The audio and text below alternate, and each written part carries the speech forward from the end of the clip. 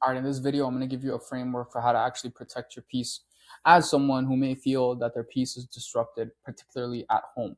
And this all stems down to the simple concept, which is deployed both with me personally, both in therapy and as a coach, which is boundary setting.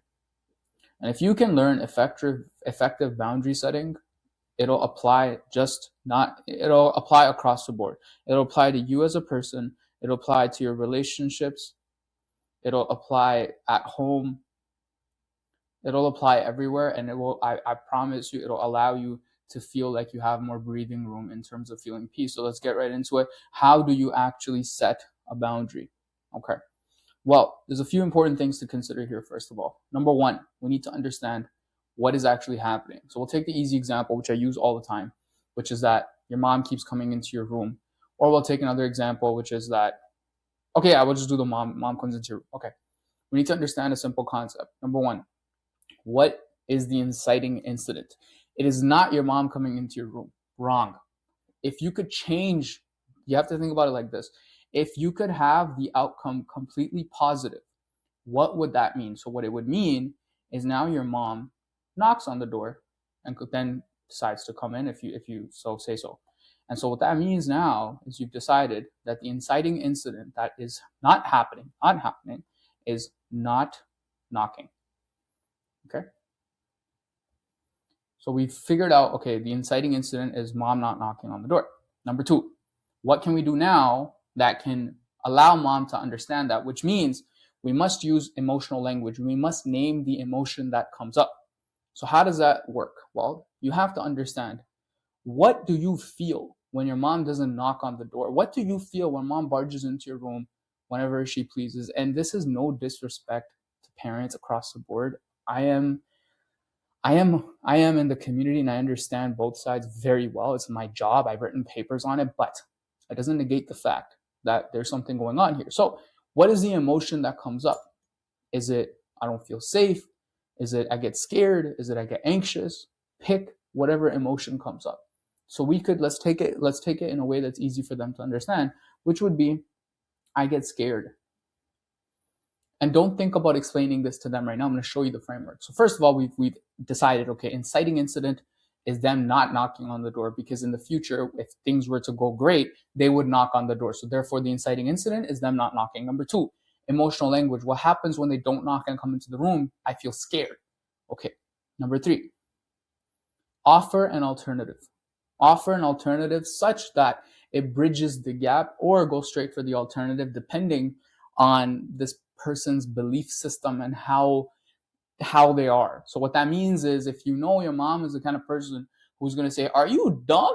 I'm not knocking on your door. Who is you? Then you have to create an alternative that bridges. It's a bridge gap. It's not all the way. You don't hit her, knock on the door. You're going to have to come up with some sort of in between. But let's say, for the sake of this example, that your mom is understanding, like most moms are, and she's like, okay, makes sense. So you're going to say, mom, when you don't knock on my door and come in as you please. Now here's what's very important. For number one, you have to be descriptive. You have to describe the situation in absurd amounts of detail, because when you describe it in an absurd amount of detail, the person sees the truth, because to them it's like, oh, I came to see if you wanted food, versus I didn't knock on the door and came in as soon as I knew you were in there to ask you if you wanted food. So do you see that difference? When you describe something in detail, what ends up happening is the person realizes, okay, what I'm doing is not a small deal. It's actually like, oh, like I'm just going in there however I please, right? Now we're going to create an alternative that will make everybody feel understood. So what we can do now is, for example, the framework is inciting incident, not knocking, feeling scared. Okay, what can you say that would help bridge the gap? Well, mom, if you knocked on the door, if you did the inciting incident, if you knocked, I would feel more secure. And then I would not feel scared. And the biggest thing is love. You want to speak the language of love with your parents, bro. You want to say, you love me, and love and respect go hand in hand, right? Well, I would feel loved and I would feel respected as a person. And then you must summarize the entire thing, because this is how the framework has to work this way. You must summarize the entire thing across the board.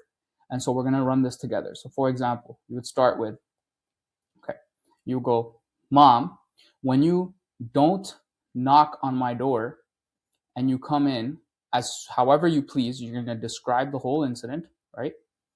Describe. I feel scared. Okay.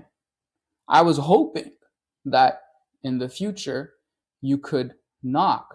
And here's how we bridge the gap. You just say, you start with this, knock once and then come in. So you're not, see, this is the solves. This is the solves. You can't say knock and wait for my permission. That's too much for them to handle. So you're going to hit them with knock once and then come in. And when you do that, you have now bridged the gap between you and them and their point of view. And now they understand that, oh, okay, it's because he feels scared. It's okay, I'll just give him a quick tap. But what is the most beautiful thing, and this is the crazy thing about, psychology, is that automatically, because knocking intrinsically is the kind of thing where people naturally will knock and they will ask over time. They will knock and they will ask, yo, you in there?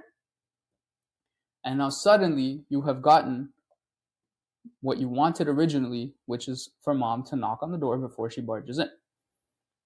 And the crazy part is this framework can be applied repeatedly for the same thing. So for example, we're going to run it back.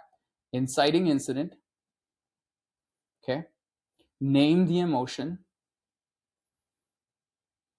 Provide an alternative.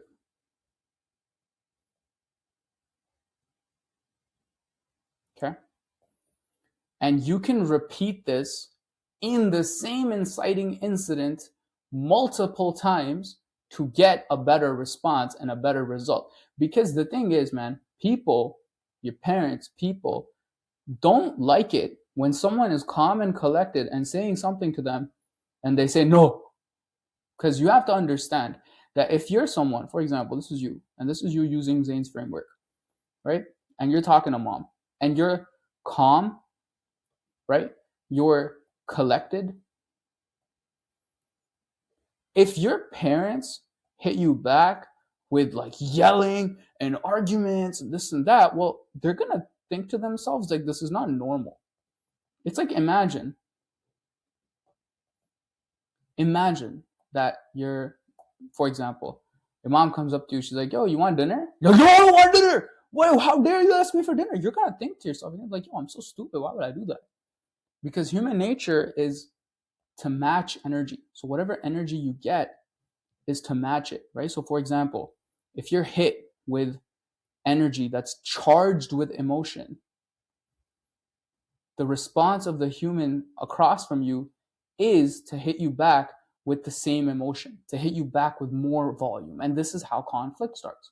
So one thing that I want you to take home after all of this is that when you use this framework, is to be calm, is to be collected. Because I'll tell you this, the response you get about the boundary you've set is going to dictate more about the other person than it is about you. Because you've done everything correctly, right? You were calm. You used your language. You made sense, right? You used emotions. And by doing all of these things, you've covered your bases. And the response you get says everything about the other person and has nothing to do with you.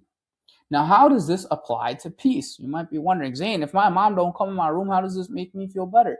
Because, brother, the thing is, your peace is dictated by how many of these boundaries are being crossed at all times. We'll take the room, for example, the knocking, not knocking on the room.